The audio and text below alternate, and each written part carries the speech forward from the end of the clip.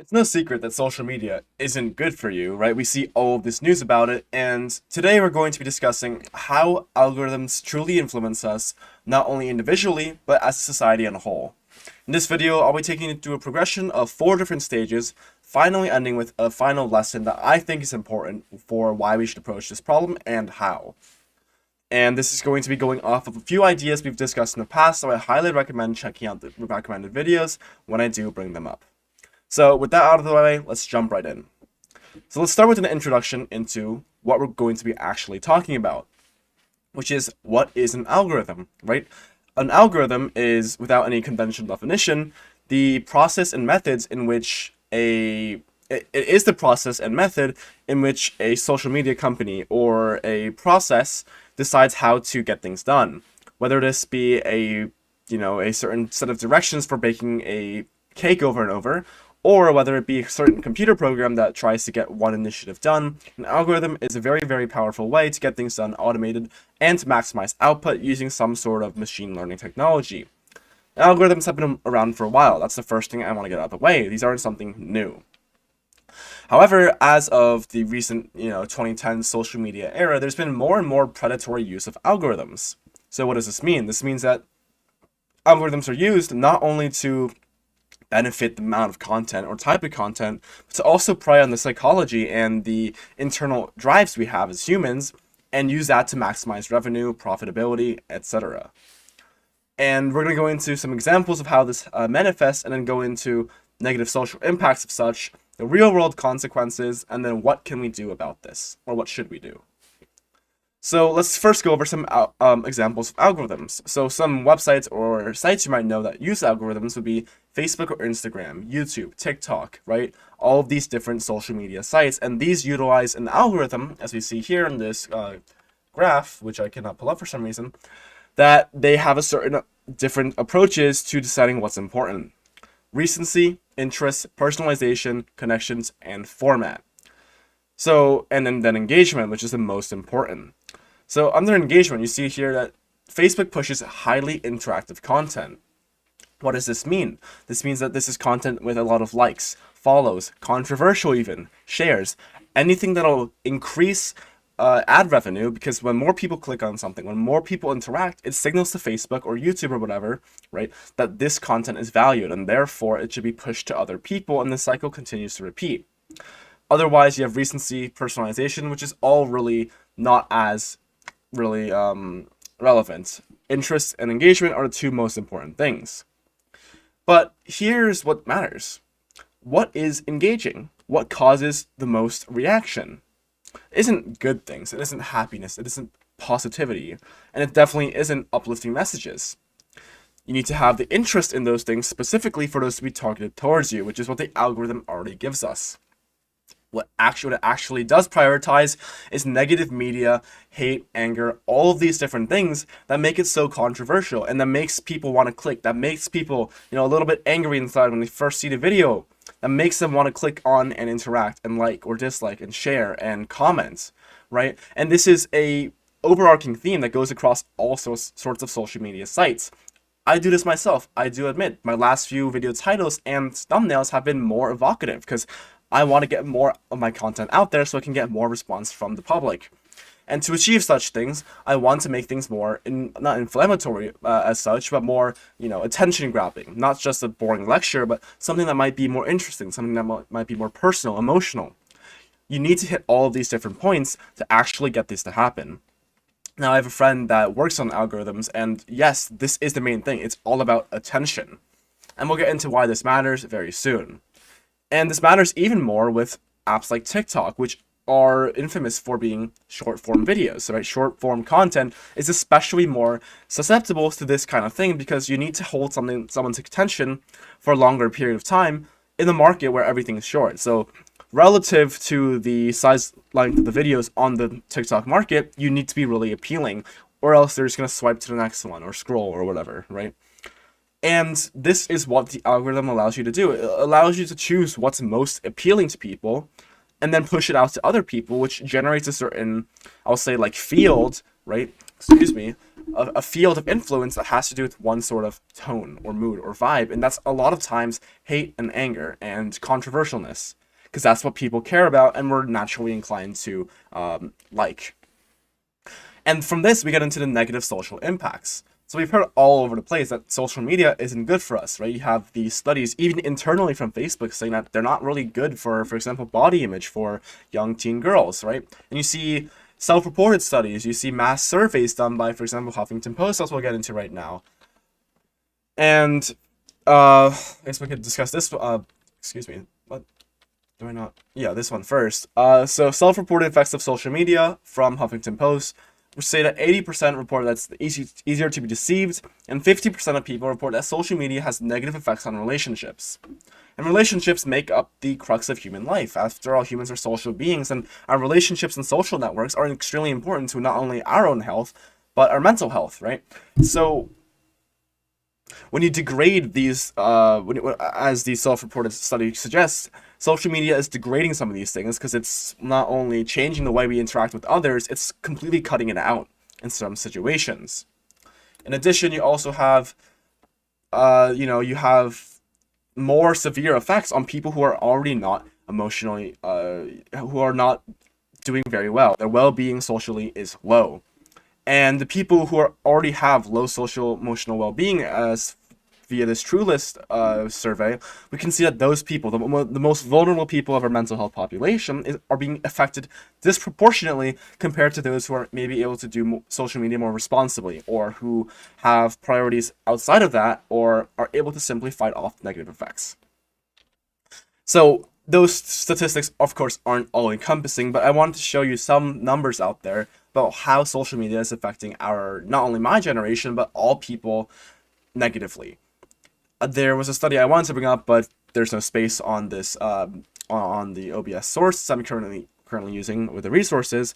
But the currently biggest affected group when it comes to addiction to social media is the 20-34 group, which I found 28-34 group, which I found interesting because you would think it's more younger, but it's often the middle-aged generation that is going to, or middle-aged young adult generation that's going to be most affected. But based on this, let's go into how this is changing norms and standards, plus a concept I like to call the panopticon. So first, let's go over the changing norms and standards. So obviously, the way we interact socially is differing a lot because of this. Back in the day, or before the use of mass media, you're going to find that you need letters, you need to do in-person meetups, or a home phone, which you weren't always attached to, and this made internet, or not internet, but connectedness, at least a primarily physical action. And it's a supplement, right? Social media or such, or calling or emailing or mailing would be a supplement to real life interaction because social media didn't offer that much. But the better the technology got, we found that it became a replacing feature. For example, for children, it would be when you're out of school, let's say, how are you going to contact your friends? With how busy people are now and maybe how far people live, especially in suburban areas, it might be hard to consistently meet up and talk in person. So you'd like to, have a different option. However, this wasn't always the case. Because it's so easy, we choose to take that example. However, should we have not the option, there would be other ways people would be forced to meet. And social media is extremely atomizing, of course, because it does not promote actual social interaction. It promotes, for example, there's a word for it. I can't recall the word, but ultimately, a lot of it isn't grounded in reality, right? Unless you're actually like talking one-on-one or doing a call, a lot of social media isn't actually grounded in reality, and therefore gives you a false perception of what's real and what's not. And that's one of the dangers of it, because it doesn't reflect how human beings have been social for the last, decades, centuries, millennia. And it's irrevocably, just it's changing our social norms and standards of how we interact with people in the real world and digital. And this is becoming more and more exacerbated because of what we see online. With all this algorithmic hate and controversy that's being spread and is currently proliferating throughout the internet and social media sites, there's more and more animosity that's being reflected into the real world because social media is our main mode of information communication. And this gets us into what I believe is the main source of social anxiety that stems from online use, which is the panopticon. So the first mention of this I saw was in a recent video I watched from I forget who the creator is called, but ultimately, let's go into why this matters. So the panopticon was a theoretical jailing facility proposed in the 18th century by some British philosopher, which said that this would be an efficient way to house jailers, house prisoners. This would be because not only can the jailer from the central tower watch everyone in like the kind of birdcage, other prisoners can watch other prisoners, which regulates behavior. And of course, this was never implemented due to ethical reasons, and this sort of birdcage-like human prison contraption seems just extremely, extremely unethical. But this was more a statement on, at least how Michael Foucault put it, in modernity, how people are always watching others and how that enforces our behavior. And I think that's what's going on with the internet right now and social media. Because there's so much out there, because we're inclined to put so much of ourselves out there on the internet, on social media, on Instagram, Facebook, YouTube, TikTok, we are always under the surveillance of others, and therefore we are more likely to surveil ourselves and be more worried about what people think about us online.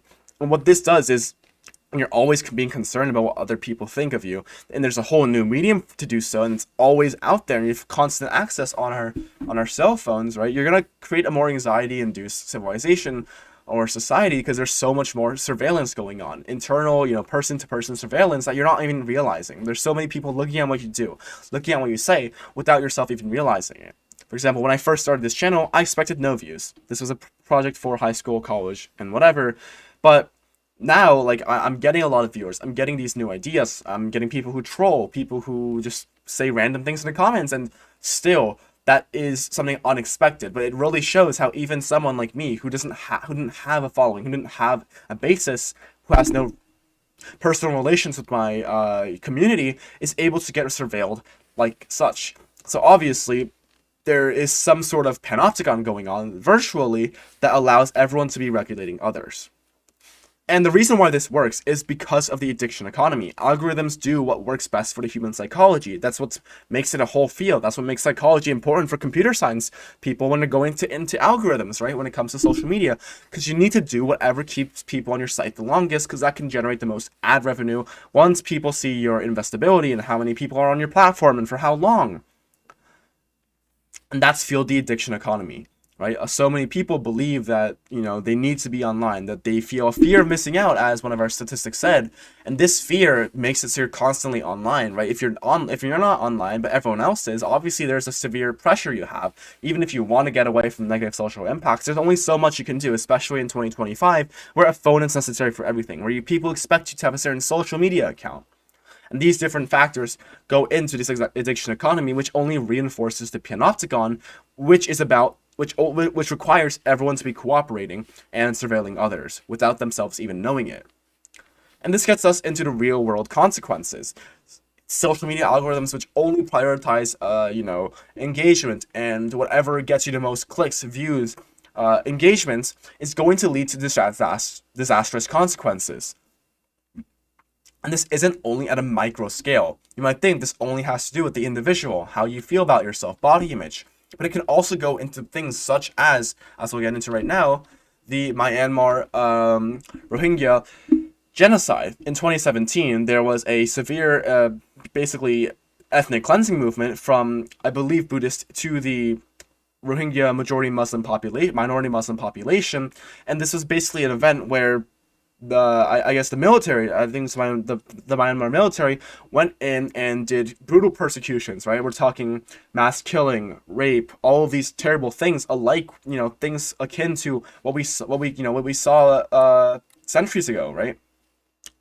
And 700,000 Rohingya refugees are either scattered throughout Myanmar or had to go to refugee camps in nearby countries.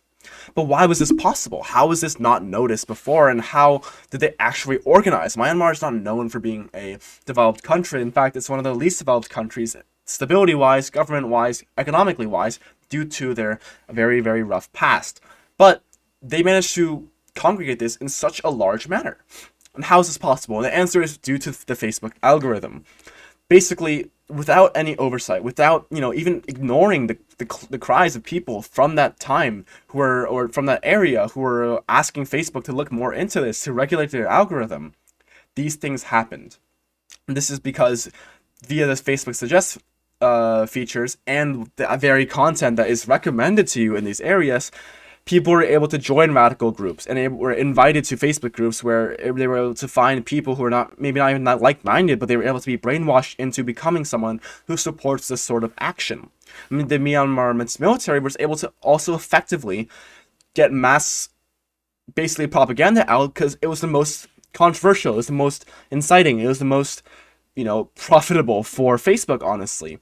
And this is one great example of how this is just changing the world. Facebook basically denied accountability for this, saying that it wasn't there. They sort of denied it, they sort of didn't. But ultimately, the fact that this can happen is such a big oversight, and it's just showing how, leave it unregulated, the potential negative effects of having mass media or having unregulated mass media and having an algorithm that only prioritizes generation of clicks.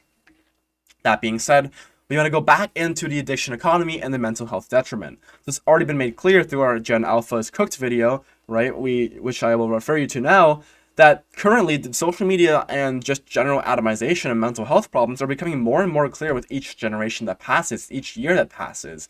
And the algorithm and the widespread use of social media is only fueling this addiction. Of course, I got a comment a while ago saying that, you can always go outside. Yes, but there's so much you're losing. There's so much that's already been built into the system that it's hard to simply give all of it up because you're losing connectivity. You're losing these social norms that have already been reinforced over the last 10 years via, promotion, marketing, and the very fact that these products are very fun to use and useful. So due to these reasons, the addiction economy is only growing, fueling itself, and it's becoming more pronounced each and every day. So what can we do? What's the conclusion to all of this, right? Obviously, this is tragic. It seems tragic. We don't know what's going to happen. What are the long-term mental health effects of children who grow up exclusively on social media? What are the long-term effects of kids who grow up with and who are exposed to the loudest content, the most controversial content, even hateful content? What are these kids gonna do 50 years down the line? And what are these, what are we gonna find out that goes mentally wrong? For example, we didn't even know about the negative consequences of certain drugs and even cigarettes until, these sort of promotion and propaganda died down. So what are we going to do? How do we go forward? So I'm first going to recall you to the government's duty video, which was, I think, the second or third video I made, third video, right? Where we talked about whether or not it's the government's duty to regulate media and, to a certain degree, free speech and algorithms, should they corrupt the people in an addictive way. For example, the government already tries to regulate opioids, which can be really addictive, or, obviously, like, great Class A drugs like, fentanyl and methamphetamines and heroin, right? Because these, even though maybe you're not harming anyone else, is a detriment to yourself, and it's, I guess it is harming other people because you're not the best person you can be.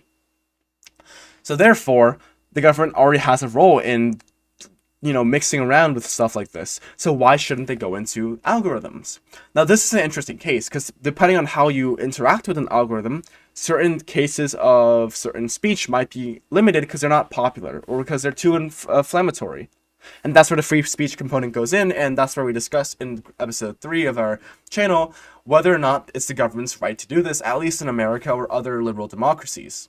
And that's a great question, and I'd like to explore it more, but there doesn't seem to be one straight answer. Next, it's that we need to prepare for this because algorithms with AI are only going to get more advanced in the future. So we talked earlier about personalization. That's a really big thing, personalization and interests. Once an AI can see all of your internet use and even maybe into your real life or your work life or your relationship life, as AI gets more and more information about each and every person, as it is going to be more pervasive in each of our lives, who's to say that this algorithm stuff isn't going to get more addicting because it's going to be more personalized and we're going to have more going on in our lives that are just more connected with others. We always tout this as a good thing, interconnectedness. And of course, it is good to connect with other people via social media, but we also need to consider the negative effects of this and not just blindly chase what the Facebook executives tell us that, oh, social media is so good for us because of it creates jobs and it creates connectivity and look at this family who got back together. But it's important to ignore all of that sometimes and see the bad things that can come along with it. There's real world consequences. There's baggage that comes along with trying to implement social media, social change this rapidly, this quick, It's never been done before, really, before the modern age. So it's important to make an active effort, grassroots-wise, to improve things. If we want to use social media less, if we wanted to make it a purely supplementary action to real-world physical interaction, it's going to need to be a grassroots movement, I think. Of course, the government can do things to remove cases like the Myanmar conflict, for example, but there's only so much the government can do without actually breaching the laws of free speech and such, right? That at least we have in that were graciously provided in these liberal democracies like America. And that's why it's going to take an active effort from every individual person to maybe put down the phone, not post for a day, to prioritize real life relationships, set aside time for that, right? Like 8 hours, 9 hours screen time is absurd. I've had days like that, right? And I know it's bad, but I keep doing it. And the question is why? Why can't any of us stop ourselves, right? You can do these dopamine detoxes, but these don't work in the long term. It takes a long... the panopticon can only be broken, right? As we said, the panopticon can only be broken once everyone agrees to break the social contract. Because if one person tries to escape, or if one person acts out of line, not only will the jailer see them, everyone else in the panopticon will. And that's why it's not going to take any governmental action. It's going to take us to actually change what these social media algorithms do to us and to move forward in the right way. So recently, before getting to the final summary or outro, I will say I've been getting a lot of comments recently, and I do appreciate that, but I do want to stress that if you've made it this far, the comments should be not ad hominem, they should be productive. I'm very, very willing to listen to alternative, perspectives and even criticisms, but just make sure that they're really productive, that make sure they're actually addressing the points in the video. And of course, if you want to actually address something, make sure you watch till the end, right? It's important that we get here with the full understanding of what I'm saying.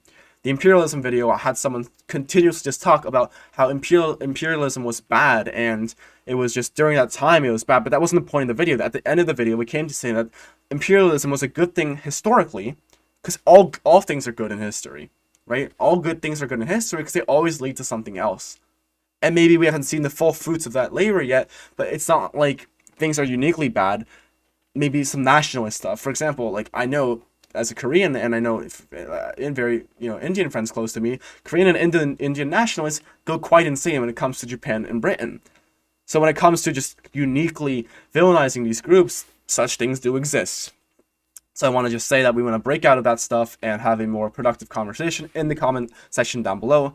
That being said, make sure to leave a like or comments, and make sure we can have any critiques, comments, reasonings down in the comment section below. Much appreciated. Rhetoric Reviewed, out.